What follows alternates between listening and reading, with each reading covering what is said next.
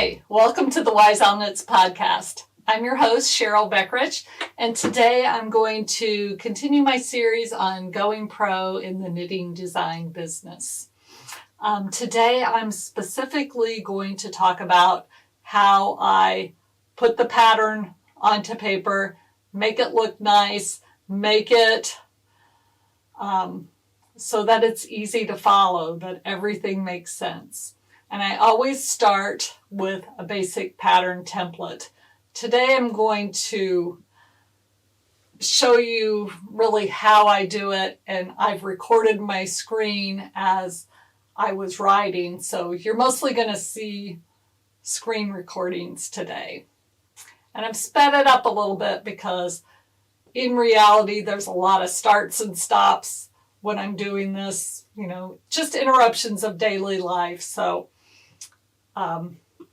you're going to see it at the high-speed version. Okay, so I start here with a basic pattern template, and I've got a lot of the basics on there that I use on every pattern. So you can see I changed the title, making the chunky stripe baby hat, and this is a pattern that I just wrote up and did out of necessity because I had two young cousins that were both due with new babies at the same time, so I decided to make them each a baby hat for the shower. And now I'm just writing the pattern description. I'll probably change that later. In this case, I did a tutorial on helical knitting, which is what I used for the color changes. So I'm grabbing the link for that video, which is not yet out, but will be out soon. And I'm going to link that in the pattern. I also will add a QR code a little bit later on, but I'm not doing that just yet. So I'm just writing in add a QR code to help me remember later on. Then I start adding all of the statistics for the pattern. And that includes the gauge, the skill level, all the sizing information, and then all the materials that you need. So the yarn that's used, the needles that are used, and all of that. For the sizing, since this is a hat, I'll put in the circumference of the hat, and I have written the pattern in 3 different sizes. So I have 3 circumferences, and I put the measurement in English, and then I also put it in metric. And with the metric, I use a slightly different color. It's just a little bit lighter gray rather than the black. And I do that on every pattern. The height, I know the height now of the smallest size, but I don't have it at my fingertips what the sizes are for the middle size and the largest size hat. So right now I'm just putting in the size for the smallest hat, and I'll come back and add the other heights later on.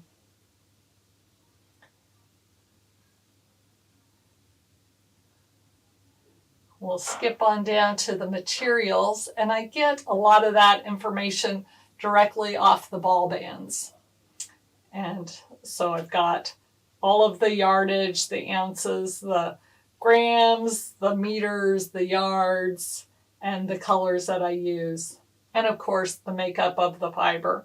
And I always put this in my patterns in the same order. So I start with the name of the yarn and the manufacturer, what size of yarn it is, in this case super bulky, the fiber content, in this case 100% acrylic, and then I put the yardage, which is 81 yards, 74 meters, it's 5 ounces, 142 grams. The yarn that I'm using is Hometown by Lion Brand, and I got 3 different colors of this because it's a striped hat. So I put all the color names in. Of course, you're free to use any color that you'd like. But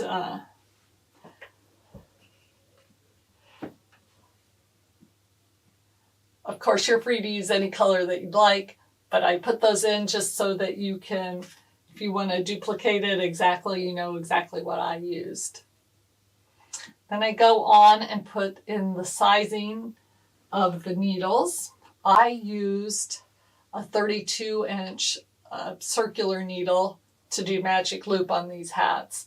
I prefer to do that over double points. These hats are really a little too small in circumference to use a 16-inch circular needle, so I prefer to do magic loop, and then I don't have to change to double points later on. You could do the whole thing in double points too. So I give you that option in the description. And then the only other thing that you need on this pattern is a stitch marker. So once I've got all of those in, then we move on to the pattern instructions. Oh, I do add one more thing in here after the stitch marker. There is plenty of yarn in these 3 skeins to make more than 2 hats. I'm up to my 6th hat now, and I think I have enough to make a 7th. So I'm just going to put some information in the pattern to tell you that you've got plenty to make more. If you want to make some to donate, to let them live, or any other charity that you'd like, you can definitely do that. So now I'm moving on to the second page and writing the instructions for the pattern. Of course, you know, you start off with how many you cast on. I'm looking at this and it's not left justified, so I switched that. I don't like it when it spreads out all the letters across the columns so that the columns are even, because it just gives you funny spacing in between the letters. And I don't think that looks very nice or is very easy to read. So I prefer left justified. So I just go through and write it all out, and I make changes along the way. I magically popped all this in here. I sped up the video, cut a little bit out, so there wasn't too much for you to just watch all of it. I'm moving on to the crown decreases now. We've talked about how to change the colors and the stripes and how many stripes you need. Now we need to get smaller at the top of the hat. Since there are 3 different sizes, the beginning of the crown decreases is a little bit different on each size, and I couldn't decide exactly how to say that. And at this point, I had to leave my house for a bit because I had an appointment and was driving there and had to drive home. But as I was driving, I was thinking about what the best way to put that in the pattern was, and I ultimately decided that I would make a section for each size of hat to write the first couple of rounds of the crown decreases. You can see they're split out, and then at the end I say all sizes, and then there are the last 5 rounds of decreases. So the instructions are basically written now. I will go back and tweak things. I'll redo things or add punctuation as needed or take things out. Now I'm looking at the abbreviations. I've got some standard abbreviations that are on my template, and not everything is needed for this pattern, so I removed some of those.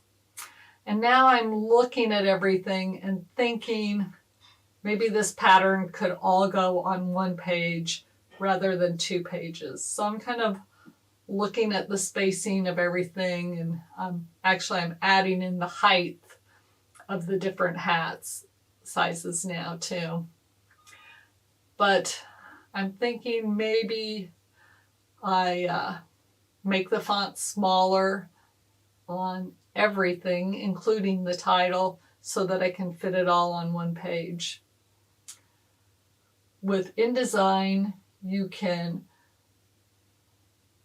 change the font throughout the whole pattern very easily.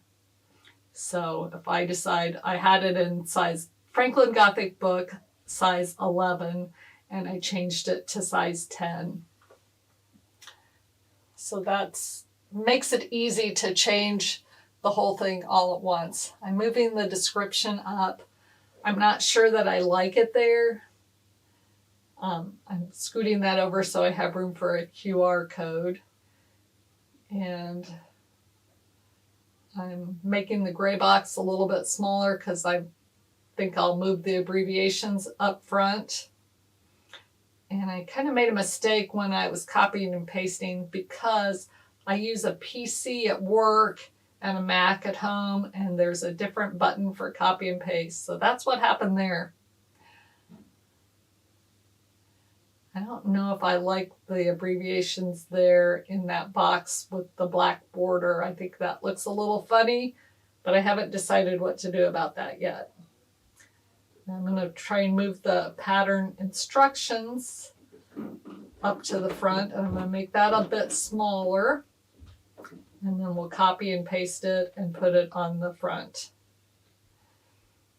Didn't make it quite narrow enough, but I'm going to, rather than making that smaller, I'm going to make my gray box a little narrower. You can see red dots on a couple of those boxes, and that means I cut off some of the text on those. So I'll have to do some adjusting to get that to look right. I'm just playing around with the spacing of everything to make it look nice and be readable and not be too crowded. I'm going to make my logo a little bit smaller, which means I can move everything up a bit. InDesign is very good and easy to use. If you're using the text boxes, it gives you an indication when things are lined up. So that's very, very helpful. I don't know if you've ever used that software before, but it can do so much, way more than I do with it.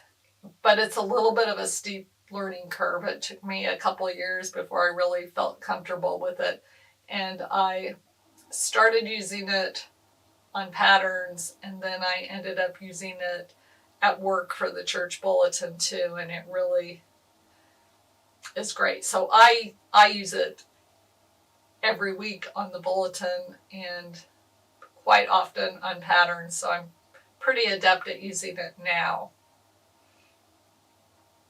I've decided that I'm going to change the borders. There's a bounding box that shows you the suggested borders or my normal borders, and I decided that I can go outside of those a little bit and it still will print just fine if I don't go too far. So I'm going to go outside of that just a bit.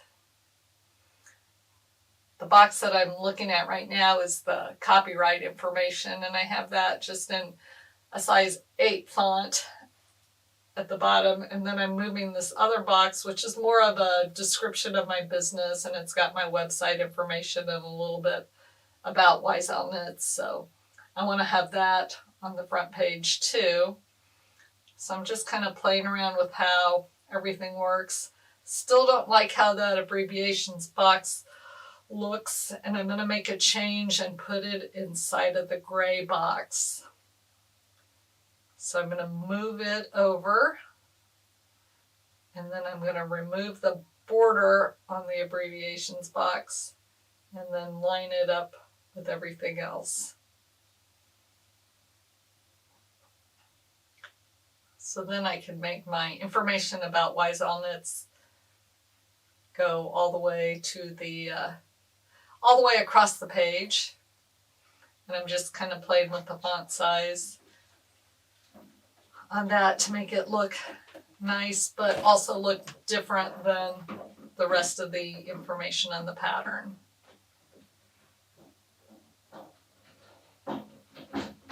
Sorry you hear walking. There are people in the house. we've got hardwood floors, and you know, I don't notice it when I'm walking on it, but they do creak a little bit sometimes, so you can always hear if somebody's coming down the hallway. Now I've added the picture. I've moved the description box down underneath the picture along with the QR code, which I've now added. And I'm just looking at the whole pattern to see how everything is looking. If I look at the whole page at once and moving things around just a bit, still looking at the words that I've written. I just eliminated a word because I didn't think it was really necessary, and a little bit less is sometimes better. So now I think I am ready to make this pattern into a PDF, which then I will send to my tech editor for her to look over. And I always name the pattern, the name of the actual pattern, and then I say tech edit at the end so that I know this is what I sent her to check. And this is what the pattern looks like without all the lines on it. And I'll send that over to get checked out. Thank you so much for watching today. I really appreciate you being here, and I hope to see you all again soon. Thanks. Bye.